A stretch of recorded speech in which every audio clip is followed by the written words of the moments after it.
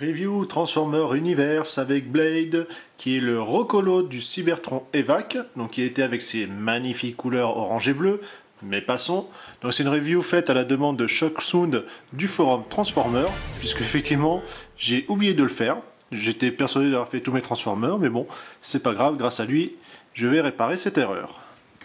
Alors on se retrouve donc avec le même Bold, sauf que cette fois-ci il est entièrement rouge, et puis c'est donc un véhicule de secours au niveau des côtes. On retrouve ici le logo Autobo avec le petit insigne voilà, marinier, on va dire, avec Autobo Coast Rescue, comme vous avez ici.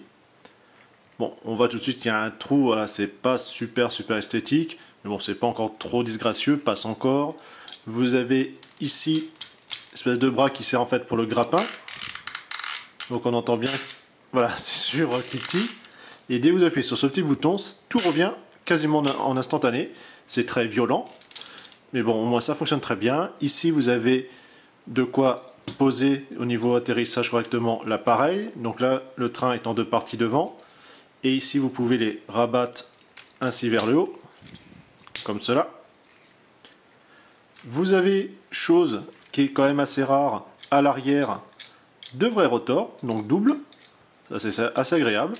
Le rotor principal, donc qui fonctionne avec ce système de gimmick, donc fonction poussoir maintenant assez classique chez Autobo, enfin en tout cas Transformer hélicoptère. Le cockpit en transparent, donc bleuté, mais effectivement ça donne un petit côté violet du fait du rouge, normal. On aperçoit quand même deux sièges avec le poste de pilotage, donc petite attention quand même assez agréable. Douille d'aération, donc vous avez voilà pas mal de lignes de structure un petit peu partout.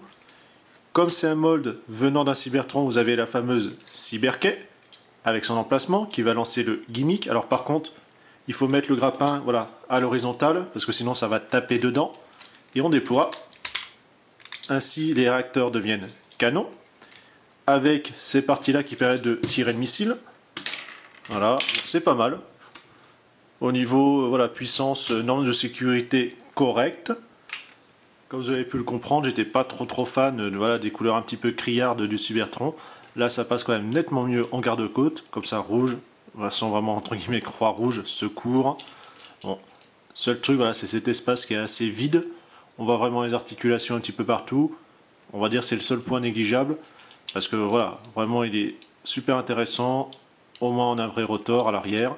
Et maintenant on passe à la partie transformation, qui elle est également assez sympathique.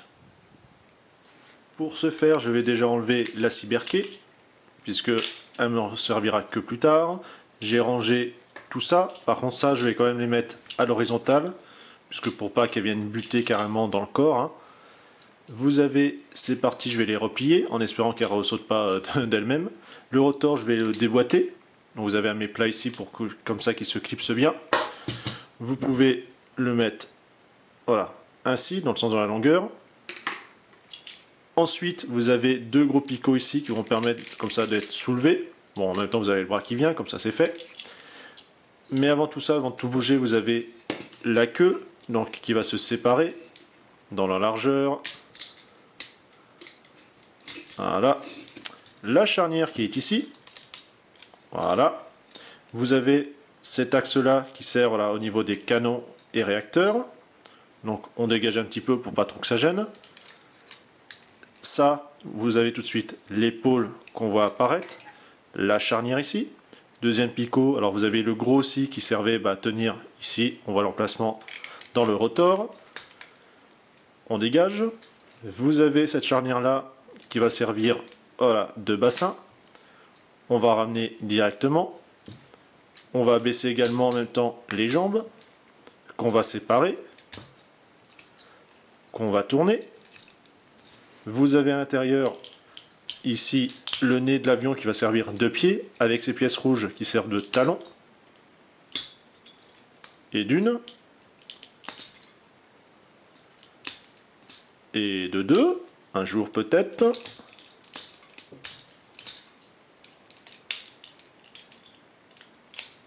Voilà, c'est quand même mieux ainsi. On va rabattre. Vous avez, comme vous pouvez voir en dessous, un axe, puisqu'on va mettre quand même ça dans le bon alignement, avec le torse. on rabat ces pans-là qui vont servir comme ça de protection. Voilà, on met les cliquetis dans le bon sens.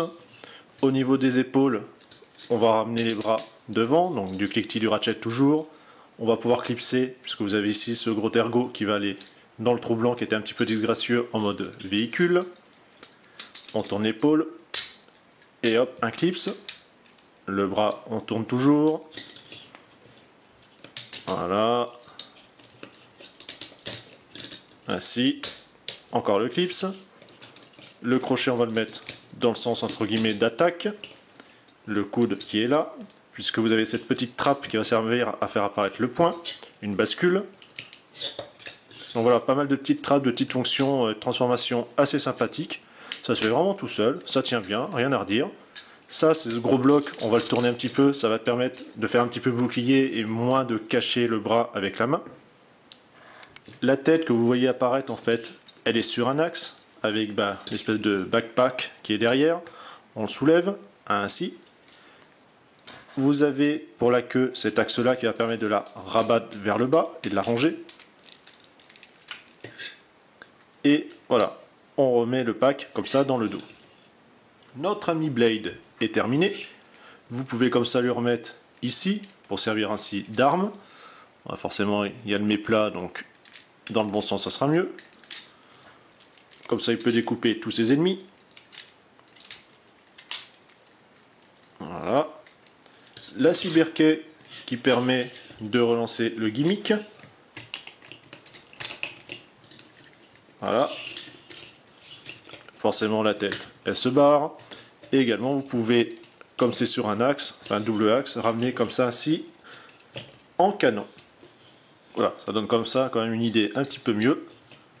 On va remettre ça dans le dos, ainsi.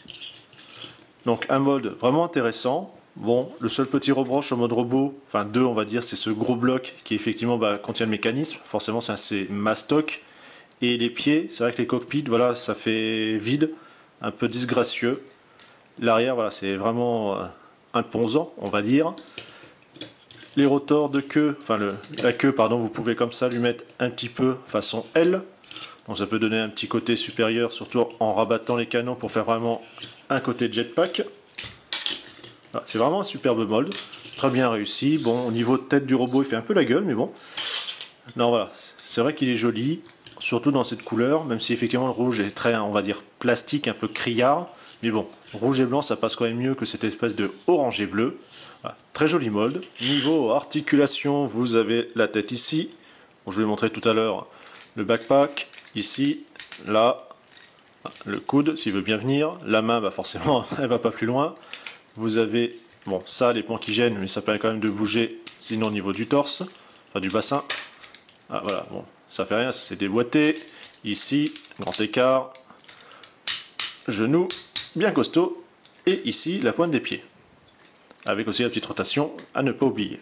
Et puis on va se passer à d'autres choses, puisque les Transformers, voilà, cette fois-ci je suis arrivé au bout, en sachant par contre, un nouveau va arriver des États-Unis d'ici 2-3 semaines, en espérant ne pas prendre les douanes, hein. Bon ça sera la surprise, hein, bien sûr, comme d'habitude, et on passera à autre chose.